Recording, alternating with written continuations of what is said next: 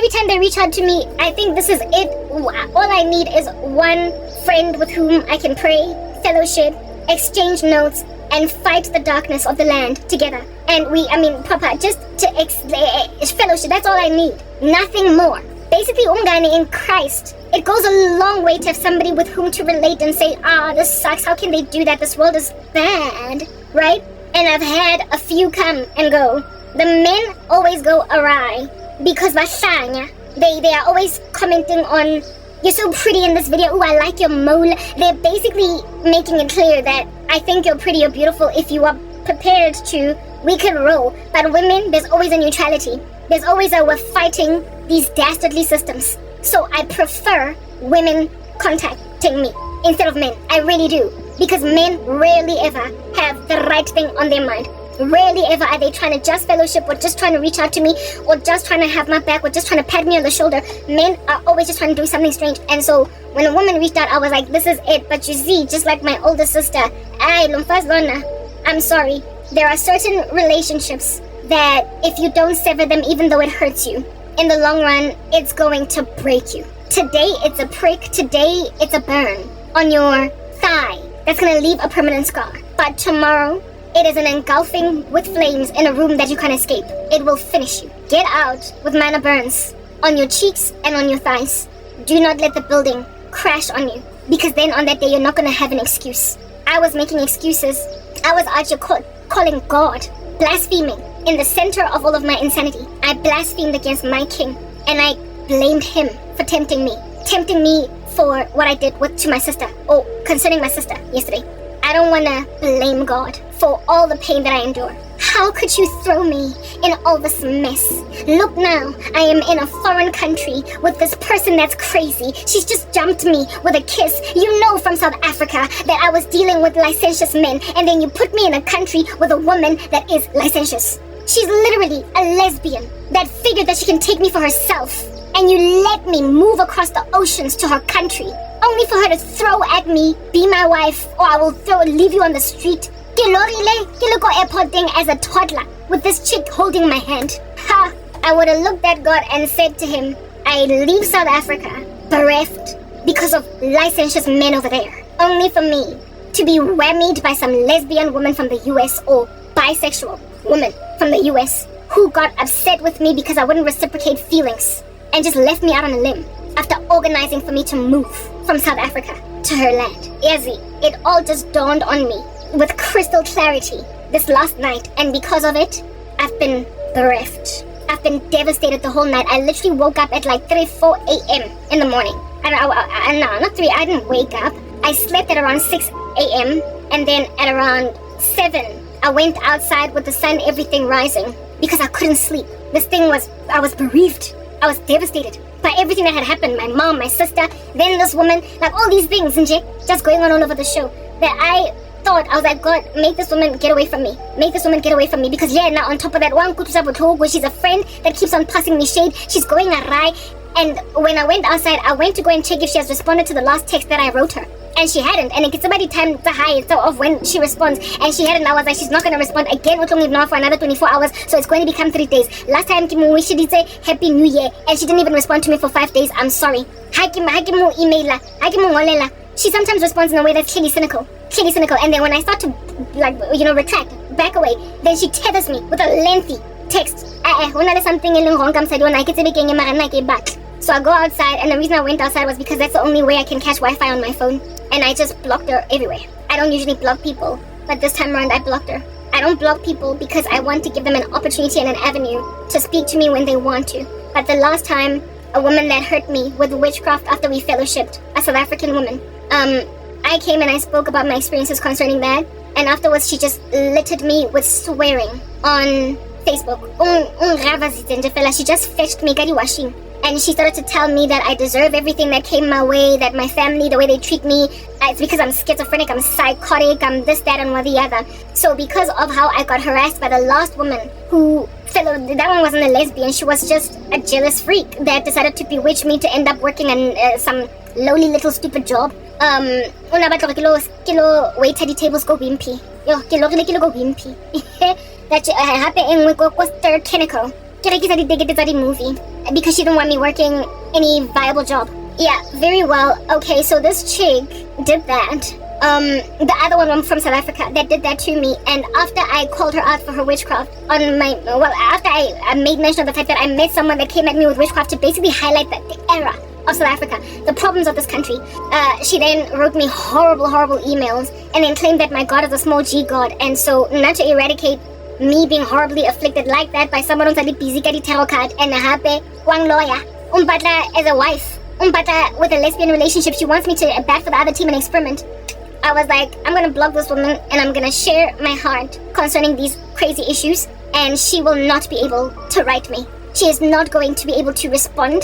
She's not going to be able to say to me, what nonsense is this? She will just, if she listens to my content, which I don't even think she does, because like, you don't even really have a true supporter when someone doesn't even, like, I don't know, like the tough line kick. She came in here insulting me and I put her in a place and I told her I can't fellowship with somebody that's here insulting me, and then she was like, I'm sorry. And then we fellowshiped. So she already came in on a bad note and I gave her a chance. But she's just gone awry ever since then. Like, you know, things that start out alright, people always manifest on me. And it's ironic because when she first rocked up in my grill, she said that I manifested demons based on what she saw in my content because I was singing.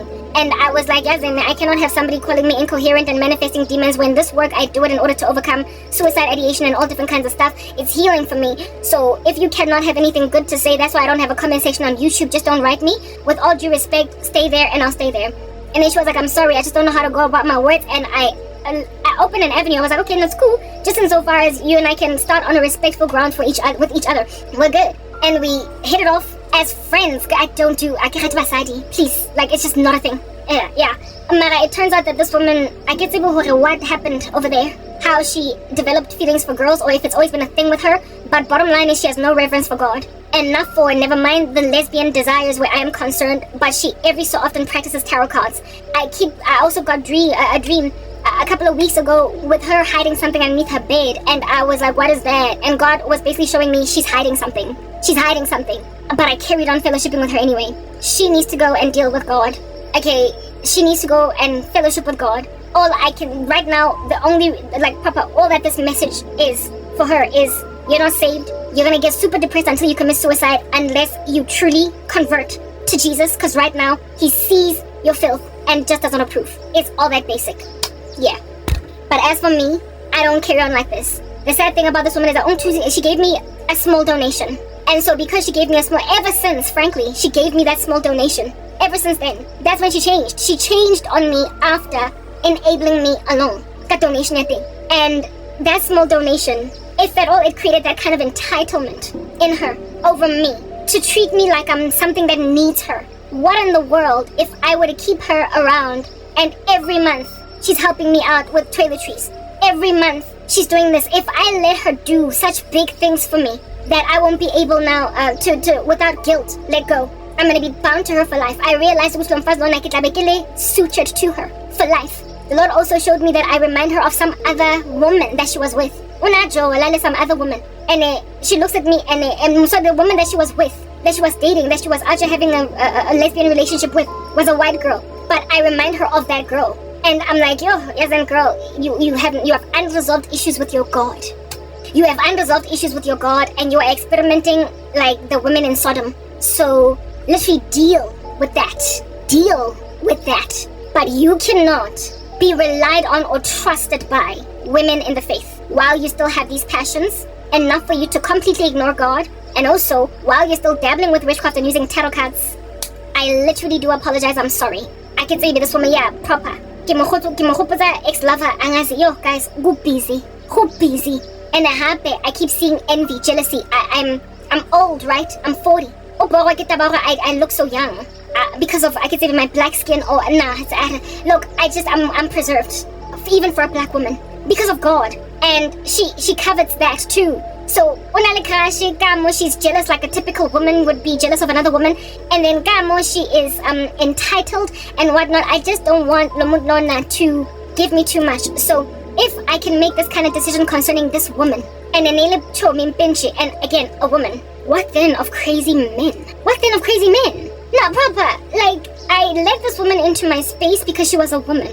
Men, I am more guarded where you are concerned. and I would highly unlikely see your witchcraft and brush it off. Because I despise what you do more even than what women ever can do. Because you've got a protuberance that can out here penetrate me. A protuberance that can out here penetrate and so violate me in ways that a woman never can. Women can't rape me, even if they tried. These lesbians that keep on experimenting on me. First and foremost, it's an equal playing ground. We've got similar body strength. So I've got a fair shot at punching a woman and make her concussed. Run away if she's trying to do strange stuff to me. And even then, how do you rape a woman as a woman? I don't even know how lesbians partake in sexual relations, but they do that, right?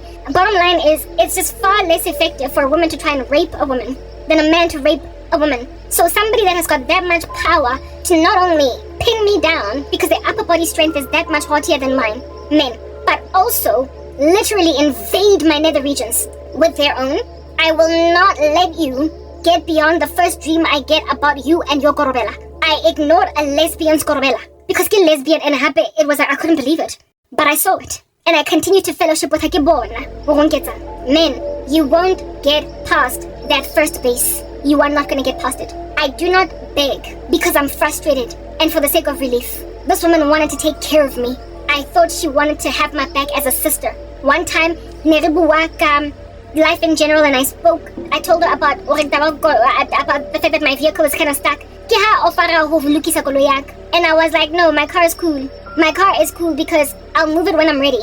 And she didn't respond to that, evidencing that she was upset with my response. And I couldn't understand why until I realized Uguchi, just like the men who infiltrate my space, she wants to take care of me so I can rely on her. But she can never ever, even if I end up being feeling indebted to her for helping me, I could never ever develop feelings. So I get to this chick na gana for Eni. I cannot tell you what she was gunning for. I literally cannot tell you what this woman was gunning for. I cannot tell you what she was gunning for. But she wanted to service my vehicle, and potentially anything else that I would need. And I would have been happy to receive this support if it was coming from a genuine sister in Christ, happy to help a sister in Christ until such time that she's able to get on her own feet. That's what I would have done for a sister. But when you're coming with ulterior motives, I'm sorry, no. We are not doing this. Guys, wait again, Galetaba. Na I get it was domjani. Gibatu, basatsibing Jesu. I'm not gonna be made an idiot. Do you understand? Yeah. For the sake of relief of my pains, I am not going to the last one over there. I do not kiss the buttocks of wrong, arrogant folk for relief. I need relief. My corset is tight. My life is sad. But I'm not gonna come and embrace a couple of dollars, a couple of euros, a couple of rands from someone that's gonna rock up that is with ill-gotten gain and with ulterior motives and strings attached. I'm not gonna just keep on smiling with them for the photo op because they make sure that my toiletries don't run out. It's okay. My provider is God, nobody else. And I believe him and I trust him. So therefore, if I could kick a lesbian to the curb that at some point would have woken up to realize which she's never gonna get anything out of me, how much more would I kick a man into the curb? I keep dreaming about the guy in America trying to come in, but a whole slew of other guys. Last night I was lambasted by just this horrific nightmare where my older sister yet again afflicted me in the dream, and it caused some white man that I don't know to offer me a job and then rescind it and say of me that I'm dumb. He said to me that I'm dumb, that's why he's taking the job away, and then threw me back to my family after giving me a job. So the Lord was basically telling me, look out for people who are going to try to help you because they keep on planning and plotting and scheming. They're going to offer you initial support and enablement, and you are going to be tied to them to give you independence from your family. They're going to successfully give you independence, only for them to start demanding stuff from you. And when you say no, they're going to throw you right back to your mother's house. There is a white man who is seriously plotting and scheming in that regard. He wanted to give me a job as an under him, and he's my boss. The only reason why that white man would have that level of bravado is likely because he is a white man. I've been saying that my husband is white, so he's leaning on that. But there was a day when the Lord showed me a man complaining, saying, but I'm English. The Lord showed me a man crying, saying, he wasn't crying, he was complaining, upset, basically like kicking a door or something. He was like, but I'm English. The Lord showed me my husband is a white man from the US. And this dude was like, but I'm English. Are you going to tell me that she's going to turn me down because I'm from the UK? There is a man from the United Kingdom, an English man in particular, that is white, that's looking at me, that's trying to ride the wave of what's going on with me. And from what the Lord showed me, he wants to offer me a job in exchange for pleasantries, cause me to gain independence, me believe that he's my husband. Maybe I saw wrong, and then when I don't basically act as he would desire, literally, rudely, and very aggressively, with limited care for my heart, just throw me back to my family because I would not move. And in my dream, this man went so far as to call me stupid. He called me dumb. In my dream, I was trying to keep the job that I had with him by telling him, look, I'm smart, I can do my job, why are you firing me? And he was like, no, you're not, you're dumb. So he had it in for me. He had it in for me, like a narcissist that had it in for me, that just wanted one opportunity to basically say to me, you are actually not even all that smart, even though you think you're smart. That is an individual that has a crush on me. They've got feelings for me, but they also are passive-aggressive where I'm concerned because they hate my God. And so anything to insult me. I am not going to be devastated in relationships like those. I'm too prophetic and I see. But they wanted to use the crazy of my sister to facilitate that process because they realized that my mom is not so bad towards me. So they've been working on my sister, hence why she's manifesting this horrifically. I will never ever listen. I do not argue, I walk out. I also do not beg, again I walk. I also do not kiss the buttocks of wrong, arrogant folk for relief. And I'm not going to repeat the last one because after all, I'm not into patronizing. I told you that I'm a snob. Do you understand? When I first started speaking here, I've been a snob all my life. Even in trauma, I've been a snob. We understand that misery loves company. But being a snob, I don't stay in jungles. I do everything in my power to get out. Because I can't deal with all this shrubbery, forestry, everything that's making me itch. This life is making me itch. This acne on my face that I can't deal with fast enough is making me itch. The fact that I can't rewire my orthodontics is making me itch. The fact that I don't have prescription glasses, even though I need them, is making me itch. The fact that my hair is not as well kept as I would love it to be, making me itch. The fact that I don't have a nail manicure and tips, making me itch. And I'm not about to stay in a jungle that's going to keep me a simple woman, even though I'm a snob. I am not going to let anybody give me a substandard life in comparison to the one that I'm used to. I understand what God has promised me. Neither eye has seen, nor ear heard, nor mind conceived the things which God has prepared for those who wait for him. I've got a whole bunch of men trying to take me, some of whom could indeed enable my lifestyle, but there are others who are so poor that I would perpetually perpetually just salivate after a French manicure all year again. Like it would be a treat for my birthday. And yet they want me as a wife because I'm so poor presently. Men who want to keep me living marooned on a jungle and island because at least there is a healthy diet here full of fruit. When you're in the inner city, in the jungle, in the concrete jungle, you're always eating donuts. So here your figure will be maintained, baby. They want me to see the bright side of this jungle life because when I was thrown in the jungle, they were already in it. They squandered their lives, their futures. They messed up with their careers. They messed up with their businesses. They messed up with their homes, their children. They messed up with their former wives. They messed up with so very many things that they're now living substandard lives, even though they once had some kind of apparent glory. And they are saying, Karabo, God put us together because both of us come from great things, and now we've fallen apart. It is in order that we might rise together again. Some of these crazy guys, God showed me that they are looking at me as a meal ticket. Essentially, they think that if they come together with me, they will finally be able to bounce back to what it is under heaven that they used to be. And then now it's like, listen, I did not drive into a jungle. And so find myself, over here, my plane crashed. So because my plane crashed, I am here by mistake, by happenstance, by fortuity, and it is an error for me to be here. I don't deserve to be here. I did not throw myself in a jungle. Whereas these people threw themselves in a jungle, and that's why we're different. I did not take drugs, and so now I'm down some crazy rabbit hole where I can't recover my life. I did not have some wild, crazy relationship with some man that ruined my stats and made me drop out of school. I did not dabble with witchcraft mess up so much. Basically, I did not ruin my life. I was victimized. There is a difference. And the Lord considers basically the inhabitants of this forsaken island differently. We are not all equal. Others have been thrown in here by victimization, fortuity, chance, while others literally threw themselves here. The Lord will award favor to the victims of a plane crash, but he will not award favor to the individuals who drove themselves to a finished life, a diminished life, a life that is uncharacteristic to how they started out. We might be on the same island, but I am journeying through it. It's a valley of the shadow of darkness, and I shall fear no evil, for thou art with me. But people who are in this misery, trapped in it, because they threw themselves in it, look at me, or us that are shipwrecked or plane wrecked.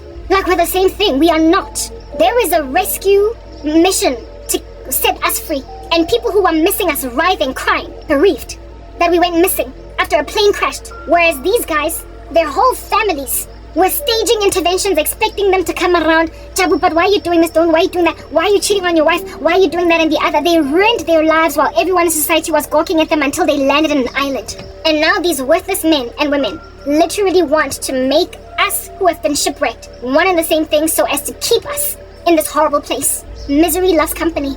But you see, I'm a snob and I don't belong in a jungle, in a bush. The Lord keeps comparing me to Paris Hilton in The Simple Life. An heiress that for a season is out here milking cows. I'm getting out of here. But I can understand, Blackjacks, why you would latch onto my jersey as this pristine, shiny thing going through a jungle is going through it.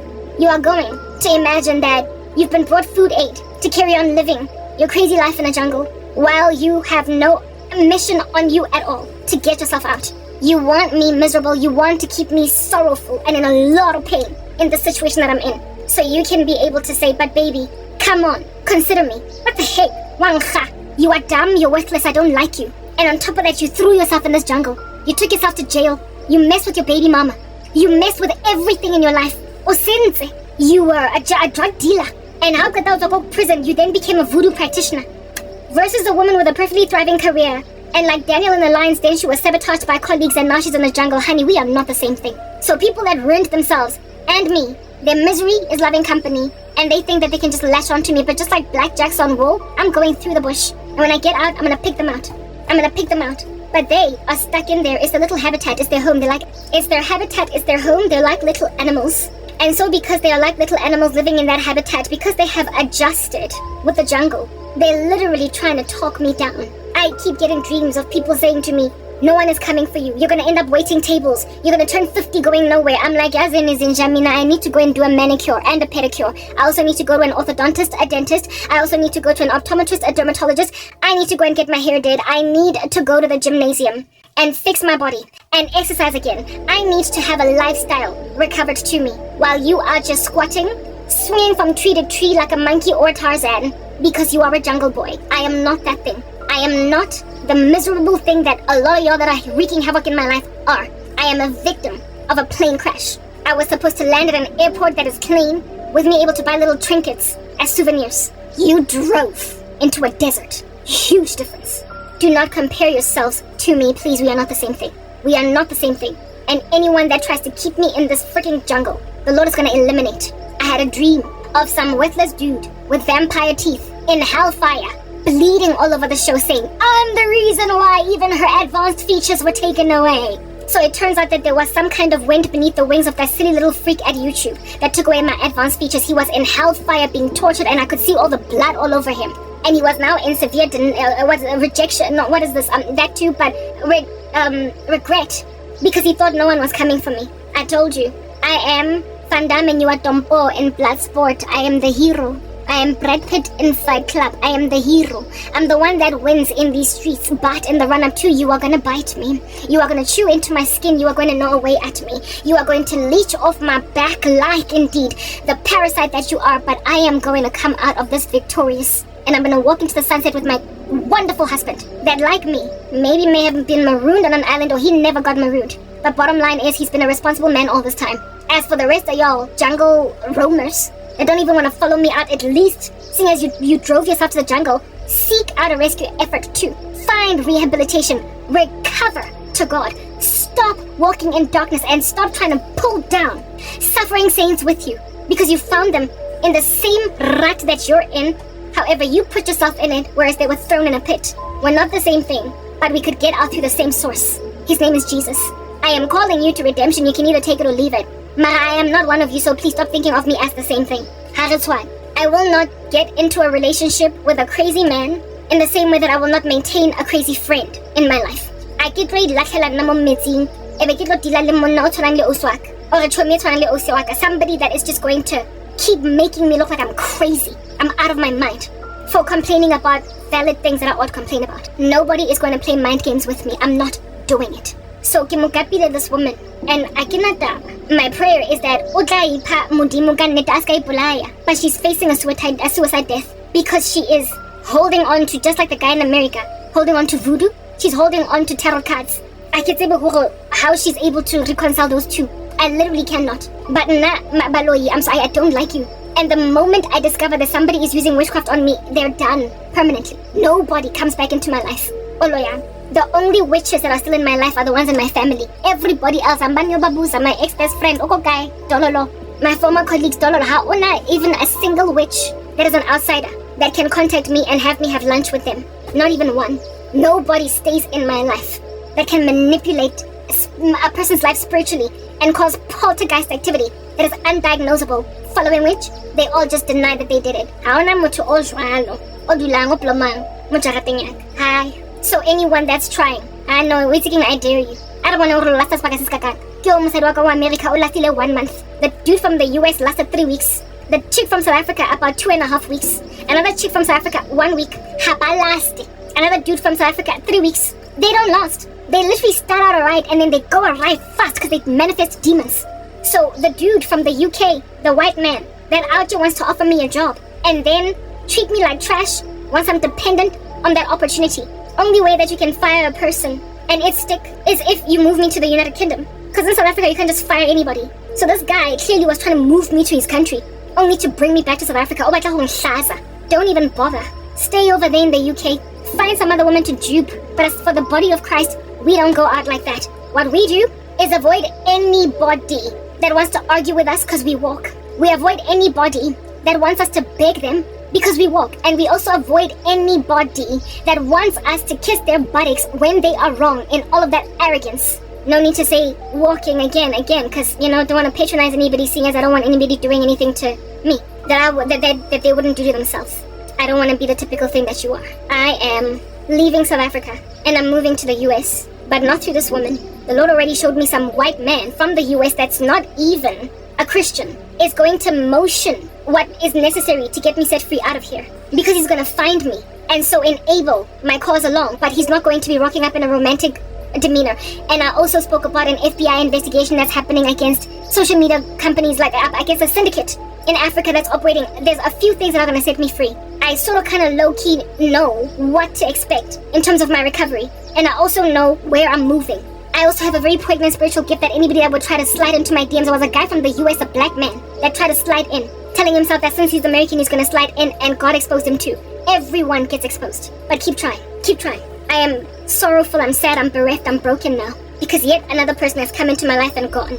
And now it's going to be all empty and dry with no fellowship for months. But it's okay. It's no tragedy that I'm not used to. Get quiet, I'm a warrior, I'm a fighter. And because of how well I fight, I eventually get out of this. I'll be cool. I'm not parched or starved. I'm not withheld from basic things, so relax. I will live. I will survive. And at the opportune time, the Lord will send the right people to me. And they are not going to exploit my circumstance. They're not going to try to marry me as women. They're not going to try to marry me as men that aren't godly. They're not going to try, you get my point. I know who I am in Christ, and Christ knows who He has made me to be.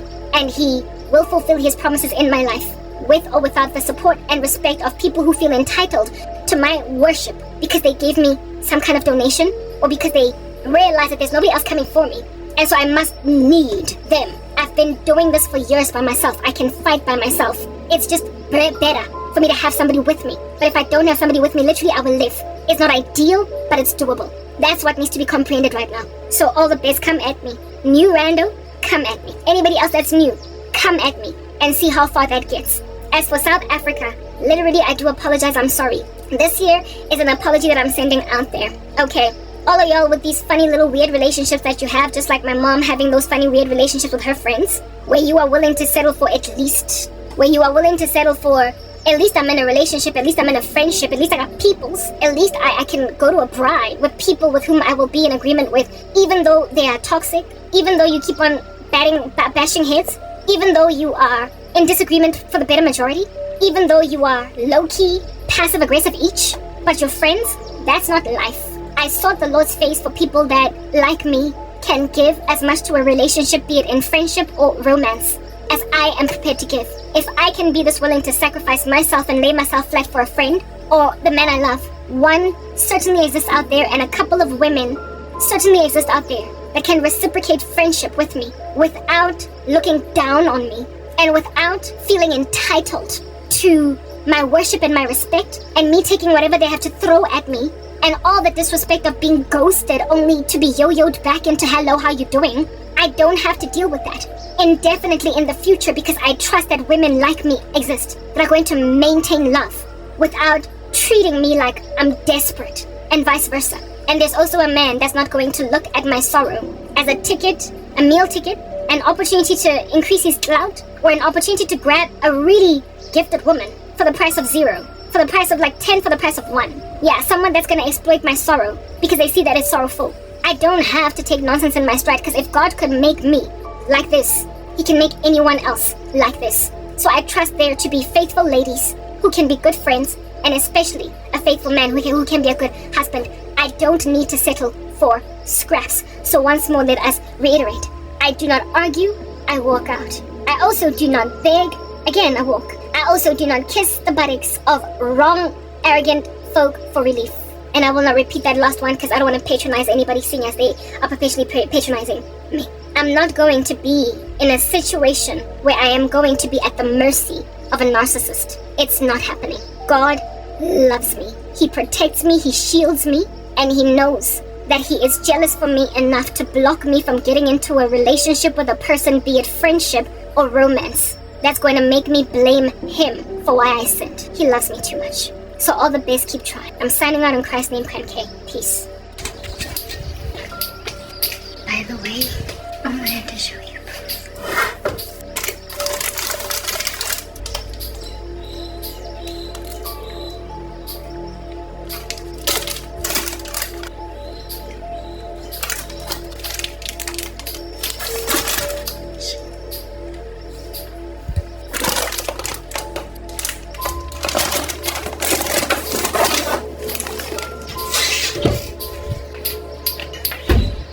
The sun is already rising. See what time it is in the morning. It's like 5. Anyway, I wanted to show you what I was talking about in the kitchen.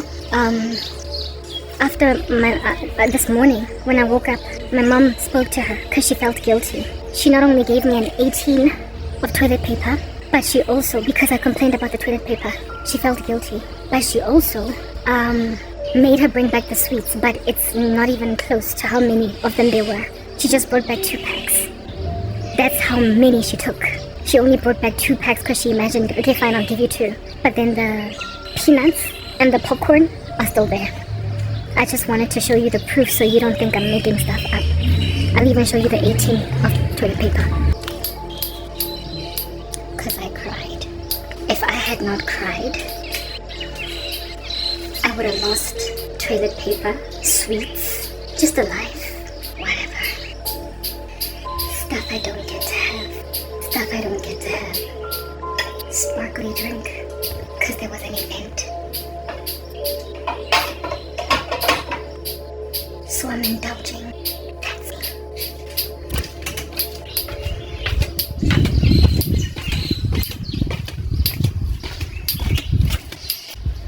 And all that was taken away. Like I told you, if at all, it's to be kept in the refrigerator. It didn't move. But stuff that could be put in the pantry, it got legs. Who lives like that? I don't want to have to keep on crying and complaining, and only after 24 hours people fix my life. I'm leaving this country. I'm finally signing out in Christ's name, K. Peace.